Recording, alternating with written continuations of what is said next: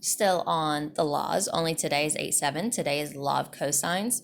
Cosines is, in some ways, like the first four that we're gonna do, oh, they're so much easier than law of sines, so much easier.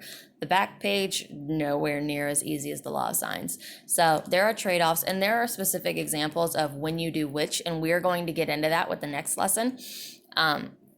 But to go ahead and jump in, this also, it finds you this missing side of any triangle. So given triangle ABC, and these all mean the same exact thing. It's just giving you, saying you can solve for angle or side A, side B, or side C. It doesn't matter. It's just telling you the same formula over and over again. So just to clarify, this is the same as this, which is the same as this. They're all the same. You don't have to memorize 3 different formulas. It is memorizing one and understanding that you can use it multiple different ways. What it is, a squared, which remember, lowercase letters are your sides. A squared equals b squared plus c squared minus 2 times b times c cosine of angle A. So the way I remember it, whatever side I'm looking for, my corresponding angle is going to go over here, and my other 2 sides going to get muddled in the middle. So number 1, first, use the law of cosines to solve for x. Again, it doesn't tell you where to round. Round to the 10th for me, please. So most of these are going to look, actually the first 4 are going to look very similar to this, where it is in side, angle, side format. If you remember, side, angle, side. Do you remember that with triangles? All the way back to proving these things congruent. So if it's in side, angle, side format, these are so simple because what you're looking at, see this angle, that's 65? Go directly across. That's where your x is. So that's where we are going to start. So x squared equals, what are my other 2 sides? Well, 7 and 12. So 7 squared plus 12 squared minus 2 times 7 times 12, cosine of that angle that's across from my sides. So that 65 that we highlighted, cosine of 65. From here, you have options. You can go ahead and, do 49 plus 144 minus that math that is currently escaping me. It's like 168, cosine of 65. You can do all of that, or you can look at this. This is an x squared. What's the opposite of squaring something? Taking the square root, which is going to save you a lot of time. So go ahead and type in square root 7 squared plus 12 squared minus 2 times 7 times 12 cosine of 65. And again, this is going to be a lot easier if you have a handy-dandy calculator. If you've got a cell phone, might get slightly ugly, but you should get 11.0 either way.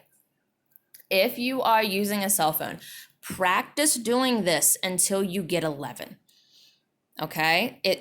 I don't want to say it should be that hard, but then again, it might be.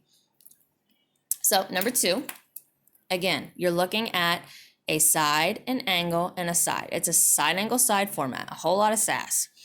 So go directly across from your angle. You're looking at x. That's where we're starting. So x squared equals, what are my other 2 sides? 20 squared plus 25 squared minus 2 times 20 times 25. And then that angle that was really important, 108. Take the square root of that, you get 36.5. Now, something that you need to make note of, you could put 25 here and 20 here. You could put 25 here and 20 here. The order that you label these does not matter. It is just so you know that your 2 sides, you're squaring them and finding the sum, and then you're multiplying them by 2 times cosine of your angle. It's just remembering, if this is A, then this is BC, this is BC, this is angle A. So I think we'll do one more of these, and then we'll move on. So number 3, again, side, angle, side. Ooh, that does not look like an S. Sass. That's your angle. Go directly across from your angle. You get x. Start here. X squared equals, hang on, babe. Other 2 sides, so 17 squared plus 13 squared minus 2 times 17 times 13 cosine of 34. The opposite of squaring something is taking the square root of that big old thing, and you get 9.6. So finding the sides it's simple. it is really simple. The hardest part is remembering, all right, if I use 17 and 13, I'm going to reuse 17 and 13, and then I'm going to grab my angle. So these two numbers should always match these two numbers. This should be different. Every single time you are finding a side when you're dealing with cosines. Now, angles, completely different. See how much space 4 problems took up, and I condensed. Finding angles is a hot mess. So, it's kind of fun. Girls, we are not fighting right now. So, use your law of cosines to solve for x. Again, we are rounding to the nearest tenth. So, if you notice, you're given an angle. If you're given an angle, that means we're dealing with inverse. And since this is a law of cosines, we're going to be dealing with your inverse cosine function. What you need to do from your angle, isolate the side that is directly across. So our side that we are starting with is 7. So we start with 7 squared equals, what are my other two sides? 11 squared plus 12 squared minus 2 times 11 times 12, cosine of that angle, which is x. From here, we're going to do 5 and 6 with option 1. We're going to do 7 and 8 with option 2. Option 1, go ahead and find your numbers. So 7 squared is 49, 11 squared is 121, 12 squared is 144. 2 times 11 times 12 is 264. From here, you're going to add 121 and 144 and get 265. Something you need to understand, and I say this because it gets lost in translation every single year. This whole thing, this 264 times the cosine of x is a quantity. You cannot do 265 minus 264 and get cosine of x. That is not a possibility. This is saying 265 minus 264x. This is very similar to having just a variable. You cannot combine unlike terms. So what we have to do is take this 265 and move it to the other side. It's a positive, so we subtract it. So they end up canceling, and you get negative 216 equals negative 264 cosine of x. Make sure you carry this negative down, down, down. It's really important. Hey, Mom, cover please. Yes. I had a hot Now, from here, you're trying to get that cosine by itself. So what's the opposite of multiplying by negative 264? Dividing by negative 264. So we're going to divide by a negative 264 on both sides. These cancel. And you get that the cosine of x equals 216 over 264. If you notice, my negative disappeared. Well, what's a negative divided by a negative? A positive. If I want to solve for x, remember, I'm looking for an angle. So I take my, I ran out of room. My inverse cosine of my fraction. So inverse cosine of 216 over 264 gives me approximately 35.1 degrees. Do y'all see why I said this is a hot mess? So number six. Find your angle that you're looking for. Go directly across. That's my starting point. So 35 equals, what are my other two sides? 16 squared plus 24 squared minus 2 times 16 times 24, cosine of my angle, which is, x. From here, I do my math. 35 squared is 1,225. 16 squared is 256. 24 squared is 576. 2 times 16 times 24 is 768. From here, remember, I am not allowed to touch this. No touchy. 256 plus 576 gives me 832. Still no touchy.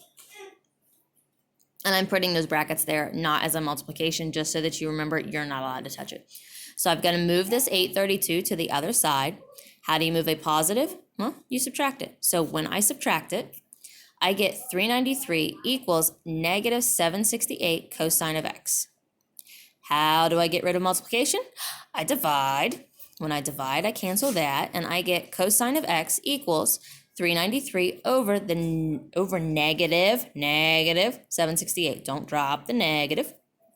I'm looking for an angle, so I take the inverse cosine of my fraction, and I get 120.8 degrees. There we go, said it right that time.